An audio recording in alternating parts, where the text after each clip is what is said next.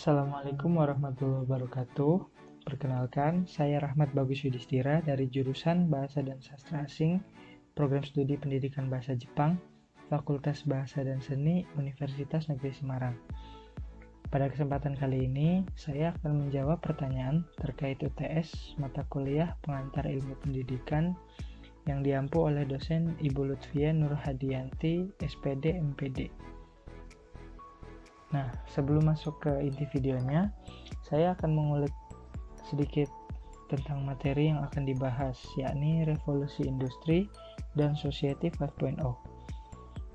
Ya, dikutip dari republika.co.id, era revolusi industri 4.0 menuntut kita untuk berkonsep adanya konektivitas pada segala hal atau yang dikenal juga dengan Internet of Things.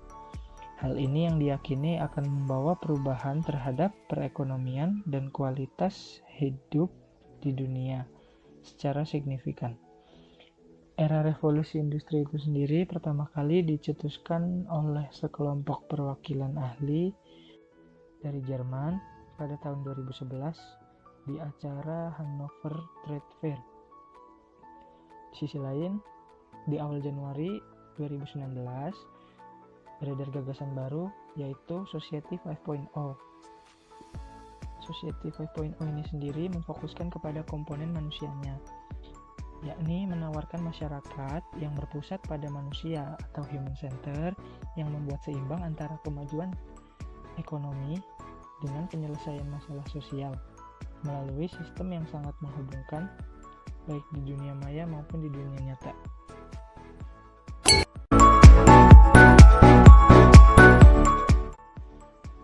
Seperti yang sudah dijelaskan tadi, bahwa di dalam revolusi industri 4.0 maupun society 5.0 menuntut adanya pemanfaatan dari konektivitas atau sambungan internet di segala hal.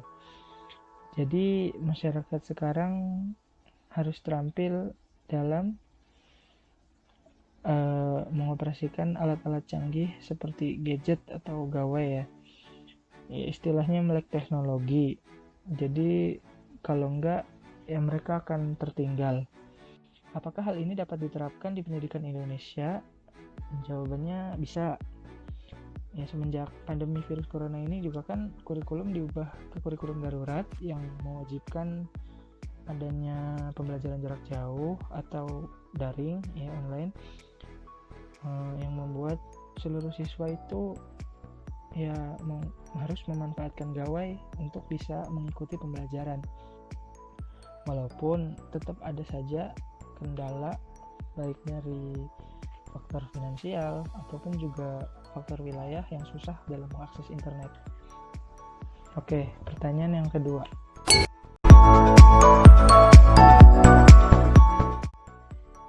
Dilihat dari kasus PJJ tadi, di mana masih terdapat banyak kendala, ya bisa disimpulkan Indonesia masih belum siap menghadapi revolusi industri 5.0. Lantas,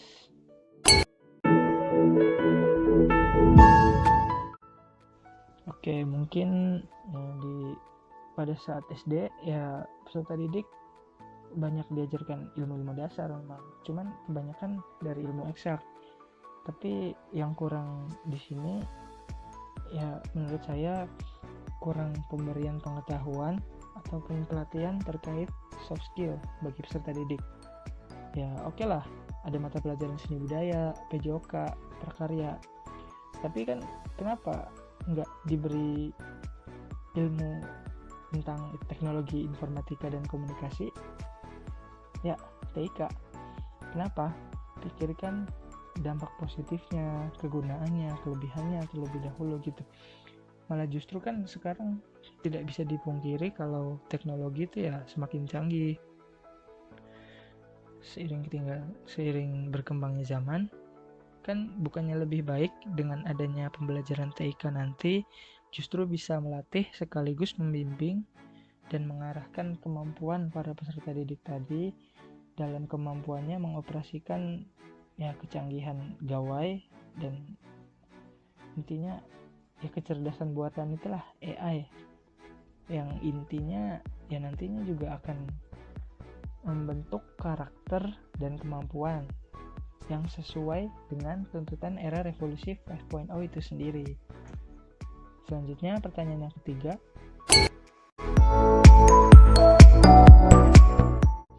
sangat berpengaruh pastinya, karena kan di lingkungan pendidikan ini di sini tempatnya peserta didik dalam berproses, yakni mendapatkan pendidikan ataupun pembelajaran. Dan keberhasilannya tadi tuh kan dapat dilihat dari ya hasilnya nanti, bagaimana hasil dari proses itu, dimana apabila si lingkungan ini banyak memberikan masukan dan contoh yang baik atau positif, pasti akan semakin besar kemungkinan hasilnya juga akan baik dan sukses. Namun apabila negatif, ya hasilnya cenderung kebalikan dari baik dan sukses tadi. Tapi di sini yang perlu digarisbawahi adalah semua kembali lagi pada masing-masing diri si peserta didik. Ya kan bisa saja dari lingkungan yang negatif, ia justru bisa menyikapi hal tersebut sebagai pembelajaran, sehingga dirinya menjadi seorang yang lebih baik. Bahkan sebaliknya, biarpun didukung dengan lingkungan yang positif, tapi kalau ketika ia berada di tempat yang baru dan nggak bisa mengontrol dirinya, bukan nggak mungkin ia akan membuat segalanya menjadi kacau. Terus yang keempat,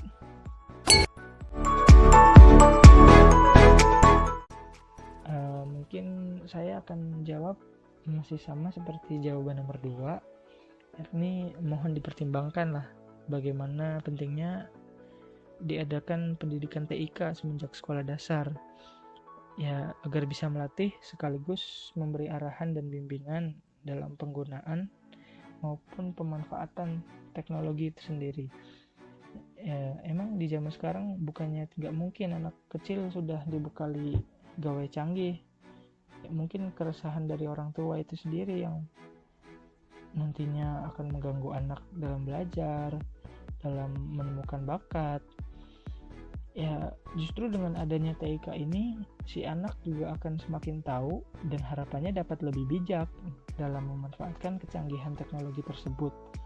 Akan menjadi suatu kebanggaan tersendiri juga kan, kalau nantinya sang anak justru malah semakin mumpuni dan berbakat di bidang teknologi ini.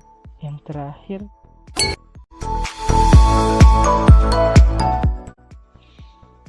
pesan singkat, mungkin saya akan buat sedikit lebih panjang karena yang pertama tentunya terima kasih kepada pemerintah dalam hal ini, khususnya Kementerian Pendidikan dan Kebudayaan, karena telah sigap dan terus bergerak demi tetap terlaksananya pendidikan di Indonesia di masa sulit ini.